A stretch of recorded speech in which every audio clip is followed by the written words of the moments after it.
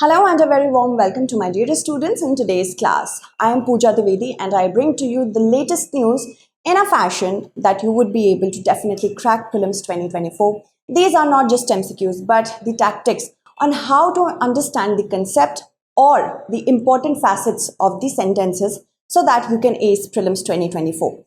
Before I begin, let me tell you about the events that I'm going to make you understand step by step today. A new batch is getting launched from the 19th of June and it is a completely in English batch if you want to avail the offer for the Prelims to Interview batch, where you will be provided classes plus one-on-one mentorship. Other than that, study materials, everything is just available at rupees 60,000.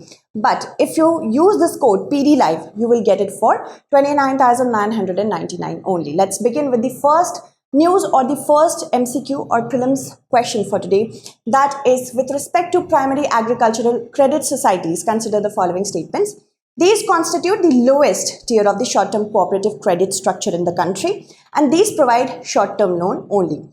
They also function as common service center. So let us see what are the options we have to choose from. These are the many options that we have to choose from. As primary agriculture credit societies, they actually are in direct relationship with the rural population. That is why they are the lowest lowest in the structure. So if you know this much, that the primary agriculture credit societies is in direct relationship with the farmers or the agriculture sector, then you can understand it is the lowest of them all. Then we have the district level, then the state level. Also, these not only provide the short-term loans, but also medium-term loans and other input services such as seeds, fertilizers, etc. Recently, a memorandum of understanding was reached at in which another range of services could be provided through the PACs, and hence they are also working as common service center. Why have I asked you this question? Because the PACs will be brought under the Prime Minister Kisan Samriddhi Kendras. And this actually works under the Ministry of Chemicals and Fertilizers. They provide soils, fertilizers, soil testing issues also get solved over here. Other agricultural techniques are also answered. So remember that. Moving ahead, if we talk about the PACs, as I told you, these are village level cooperative credit societies and it is the last tier of the structure. The other, of course, is district central cooperative banks and state cooperative banks. State is at the topmost, it's the head. And the DCCBs work directly with PACs. So refinancing is done through NABARD with the network of state cooperative banks and DCCBs. Remember that. Cooperative bodies are PSCs. Primary agricultural credit societies are actually cooperative bodies. So they have individual farmers as members and hence the election or the elected member takes place from within them only. And a village can have multiple PACs. This can also become a good prelim statement that a village can only have a single PAC. No, it can have multiple PACs. Okay. Now, these provide short-term and medium-term loans as well as other input services, pesticide distribution along with fertilizers and seeds. These are refinanced by NABARD through the DCCBs and state cooperative banks. They function as common service center and more than 300 centers will be made available to be working in that fashion. And I've already given you this information. The PDF when it will be provided, you will learn it through this as well. But do not only depend on the PDF because I will tell you the answers over here and how to connect the dots. With respect to tropical cyclones, which of the following statement is not correct? They form between approximately 5 degree and 30 degree latitude. The Coriolis force deflects the cyclone in anti-clockwise direction in the northern hemisphere. Tropical cyclones initially moves eastwards and slightly towards the poles. The tropical cyclones never form in the equator. Actually, they form approximately 5 degree to 30 degree latitudes is correct because Coriolis force is present over here. And because of the formation of depression and that is because of too much heat in the oceans, it is easily doable in the 5 degree to 30 degree latitude. I have covered this in the Cyclone Biparjoy. So if you want to know more in depth about it, you can go to the English channel and look at it. The Coriolis deflects the cyclone in an anti-clockwise direction in the northern hemisphere. This is also definitely correct because here is the earth and the Coriolis force actually makes the winds to deflect in the right. And hence, when it is to the right, it will go in an anti-clockwise direction. In southern hemisphere, it is in clockwise direction. Alright, second is also correct. Tropical cyclones initially move eastwards and slightly towards the poles is not correct. Why? Because because of easterlies. Easterlies work like this, right? So because of this, they will be pushed towards the west. The wind is coming from the east. When it is pushed towards the west, it is moving westward and not eastward, and they move towards the poles. The tropical cyclones never form in the equator, or it's negligible, because what happens? Coriolis force is not present over there, or the effect is very weak. Cyclone Biparjoy is moving northwards, and that is causing a lot of havoc and panic in the northern areas of India, specifically Gujarat right now. It formed in the, of course, if we have to answer this question, Southeast Arabian Sea. I have covered that also. And as you can see, this is turning into a severe cyclonic storm. That means its wind speed is 88 to 117 km per hour. I have covered this in depth. Moving ahead.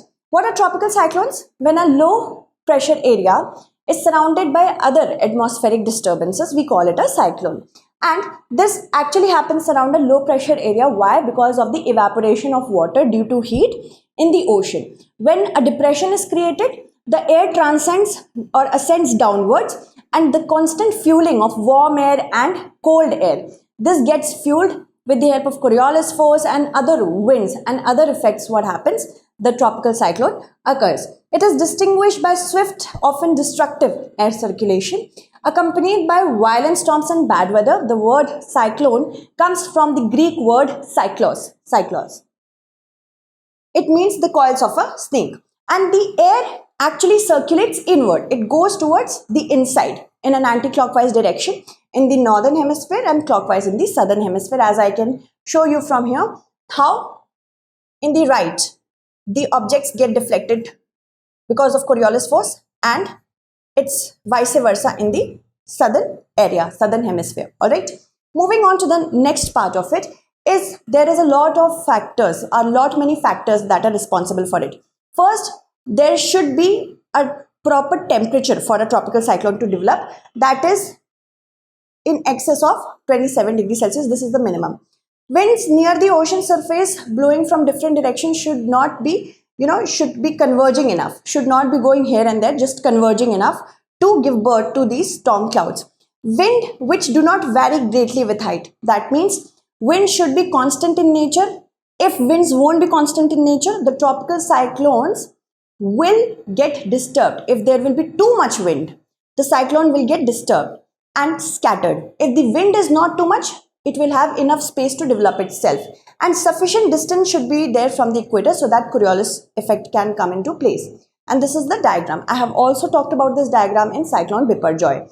Now, tropical cyclone actually moves westward because of the easterly trades, and once it moves further away from the equator, it can after that escape the force and move in its own direction. All right, so I hope you all understood this. Next, consider the following statements with respect to Saudi Arabia. The Jeddah port is situated in the Red Sea. Riyadh lies to the south of the Tropic of Cancer. Medina lies to the north of Mecca. So how many statements given above is or are correct? Let's see. First of all, we must know that why have I asked you this question? Because Prime Minister Modi has spoken with Saudi Crown Prince to thank him for evacuation of people, Indian people from Sudan with the help of Jeddah port. Other than that, the first batch of Hajj pilgrims from Kashmir have also left for annual pilgrimage to Mecca and Medina. That is why I asked you this question. So, here is the Jeddah port, here is Sudan. Crossing the Red Sea, people reach to Jeddah and hence from Saudi Arabia to India in whatever fashion, from air flight. Moving ahead. Now, this as you can see is the map of Saudi Arabia, and here is the Red Sea, this region. Jeddah port is actually in the Red Sea, so that is definitely correct. Jeddah port is in the Red Sea, you have to remember that. So that makes the first statement to be definitely correct. Then Riyadh lies to the south of the Tropic of Cancer. Let's look at that as well. Riyadh actually lies to the north of Tropic of Cancer. Here is the Tropic of Cancer, almost going from the middle of Saudi Arabia. Alright, so Riyadh is to the north of Tropic of Cancer. You have to remember that as well. That makes the second statement to be incorrect. I guess it was asking south, right? It's incorrect. Medina lies to the north of Mecca. Let's talk about that as well. So Medina actually lies to the north of Mecca. Here is Let me erase this. Here is Mecca and here is Medina. So it is lying to the north of Mecca. Medina lies to the north of Mecca. So remember that. Alright. This is correct. First is also correct but not second. 2 only will be the correct answer, and this is the reason it's important you must know about maps as well. So moving on to the next question, let us talk about this with respect to heat waves. Consider the following statements. Heat waves need not be considered till maximum temperature of a station reaches at least 40 degrees Celsius. For whom? For plains. For which region? For plains. For hilly station, it should be at least 30 degrees Celsius. Second, when actual maximum temperature remains 45 degrees Celsius or more, irrespective of the normal maximum temperature, heat wave should be declared. 11 states, in the 11 states, IMD through its networks has said that heat waves is going to be there for the upcoming days. That is why this question has been asked. So this is the option that we have to choose from. First statement is definitely correct. If the maximum temperature of the station reaches at least 40 degrees Celsius for the plains and 30 degrees Celsius for the hilly regions, then heat waves are considered to be taking place. And when the actual maximum temperature remains 45 degrees Celsius or above, then heat waves should be declared. So both are actually correct. Option C, both 1 and 2 will be the correct answer. Now, as I already told you, in states such as Jharkhand, Bihar, Uttar Pradesh, heat waves are declared by the IMD. What is a heat wave? There is quantitative and qualitative difference. Qualitatively, heat wave is a condition of air temperature which becomes fatal to human body. Human body cannot sustain it. Second, quantitatively, it is defined which is based on the temperature threshold. That means if you want the quantitative answer, you must know what is the temperature of a certain place. So, it is defined based on the temperature threshold, like 40 degrees Celsius and above, 50 degrees Celsius and above. Okay, and that is important for us to know from the perspective of preliminary examination. So, if you look at this chart I have with me, heat wave is considered, I have already told you this, so no need to read that on. Based on departure from normal. What is the normal temperature and how much departure is there? For example, heat wave is considered to be a heat wave when from the normal temperature, supposedly there is a normal temperature of 39 degrees Celsius of a place. But when it is departed from that more than 4.5 degrees Celsius, 4.5 degrees Celsius or more to 6.4 degrees Celsius. So remember that from departure also we can know. From 39 degrees Celsius, if it goes more than 4.5 to 6 something, then there will be a heat wave. And also based on actual maximum temperature that I have already told you. Period of heat wave is generally from March to June, very seldom in July, rare cases July. And if we talk about the places, then in peninsular India, generally it occurs over northern India and peninsular India. So if we talk about northern India, of course, northwest India is more prone, central, east and north India. North peninsular from March to June covers the state of Punjab, Haryana, Union Territory of Delhi, Uttar Pradesh, Rajasthan, Gujarat, most of the regions. So in the PDF, you can look through this as well. Moving ahead to the next portion. The exercise Air Defender 23 is the largest deployment of Air Force in NATO's history. Which of the following countries will host it? In order to show solidarity against Russia, 25 countries out of 31 NATO countries are participating, bringing their aircrafts so that they can contain Russia's expansion in a way or the other. It is being hosted by Germany. Okay, so this has to be remembered. The other facets of this exercise also has to be remembered. Air Defender exercise is going to happen, the largest to be in history. Of course, this is a message to Russia. NATO's biggest Air Force exercise, Air Defender, will take place in Germany. But this is, of course, you can say defending exercise. It is not an attacking or offending exercise. So they have said Kaliningrad region is belonging to Russia, which is sandwiched between Lithuania and Poland. The aircrafts will not cross through this region because they do not want to send the message to Russia that they are attacking it. And this will be a 10-day military undertaking. Primarily, it will be hosted by Germany, but some level of training exercise will also take place in Estonia, Latvia, and the Czech Republic. All right. And as I already told you, 24 partner countries are arriving.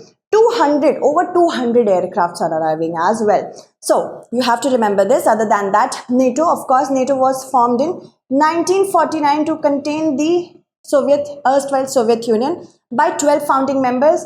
Now it has risen to 31 members. It was 12 earlier, but now it has gone up to 31. Finland is the latest one to join. Okay, Finland joined in 2023. It's a political as well as military organization. According to Article 5, if any European or any NATO country is attacked, supposedly USA was attacked, then it will be considered as an attack on all the people, all the countries of NATO, not people, all the countries of NATO. And it has been invoked only once during the 9/11 attack. Remember that. Alright. Next, consider the following pairs. We have to match the space missions to the launching vehicles. Gaganyaan LVM-3, Chandrayaan-3, GSLV Mark III, Aditya L1, Lagrangian point 1. How many pairs given above is or are correct? This could be a tricky question. If it escapes your mind that launching vehicles are equally important because they show us the stage development, indigenous stage development and capacity of ISRO. So first is definitely correct, Gaganyaan, through which it's actually a human space flight mission. It is going on an LVM-3 mission. Chandrayaan will be held up through GSLV Mark III and Aditya L1 PSLV XL. All three are correct. That is why option C is the correct answer. Safety is first. According to ISRO's chief, he is not going to rush into an unsafe yet mission-bound space flight when it comes to Gaganyaan. The simple thing is that Gaganyaan was supposed to be launched by 2022 in 2022 at the 75th Independence year, but it couldn't take place because of the delays due to pandemic. But now safety issues may be occurring, glitches may be occurring. That is why he is saying that we are going to go through it in 2024. Many other space missions are also packed. And if India does that, India will become the fourth nation in the world to launch humans into space. Others are, of course, USA, Russia, and China. Gaganyaan project envisages demonstration of human spaceflight capability by launching a crew of 3 members. Remember that 3 members. Orbit you have to remember of 400 kilometers. For how many days? For 3 days mission, and also to bring them back safely with the help of landing them in the Indian sea waters. Okay. Other than that, Aditya L1 is an Indian solar observation satellite which will be placed in the Lagrangian point through the PSLV XL. The fundamentals of this particular mission is to look through the physical processes of the heat in the solar corona. Corona is the least understood area of the sun. To accelerate this, actually, corona accelerates the solar wind, which causes harm to solar flares occur, and solar flares occur harm to the satellites. That is why it is important to understand it. Halo orbit L1 Lagrangian point is the point from where the Aditya L1 will constantly look at the sun. Why this point is chosen? Because it is going to happen in a continuous basis. The constant view of the sun is available through this point. Even eclipses, if it occurs, that will also be taken care of. Chandrayaan 3 is actually a follow-up of Chandrayaan 2 in order to demonstrate end-to-end capability of safe landing and rowing the lunar surface, consisting of a lander and a rover. Orbiter is already there by Chandrayaan 2, and the launcher which is identified for it is GSLV Mark III. Remember this. Okay, so now let's move on to the next question, which is miscellaneous. Which of the following states has topped the Food Security Index of 2023, which is published by FSSAI? The correct answer is actually Kerala. For the first time did that. So it is a proud moment for Kerala according to the CM of Kerala, and that is why we ask you this question. The Food Safety Index actually evaluates the performance of the states and union territories based on different food security parameters such as the human resources and institutional data which is created, what is the compliance when it comes to the criteria, food testing facility, how much you have, training and capacity building of the human resources, how to deal with the food security, what is the consumer empowerment, if there is any lax behavior that is found in food security, then what is the customer, how easily the customer can access the authorities. It was launched by FSSAI in 2018-19. Kerala has topped the Food Safety Index, replacing Tamil Nadu, which is in now 3rd position. It has slipped to 3rd position. Punjab is 2nd, and among the smaller states, Goa has stood first for the 4th time in a row, followed by Manipur and Sikkim. So state-wise also you have to understand, like smaller states, bigger states, union territories, this is also important. Among union territories, Jammu and Kashmir is 1st, Delhi is 2nd, and Chandigarh is 3rd. This is the 3rd time that Jammu Kashmir has maintained this position. Now, if you want to get the PDF of this, do not only depend on PDF, I request you, you can subscribe to my Telegram channel, that is Pooja Dwivedi StudyIQ UPSC. Thank you so much.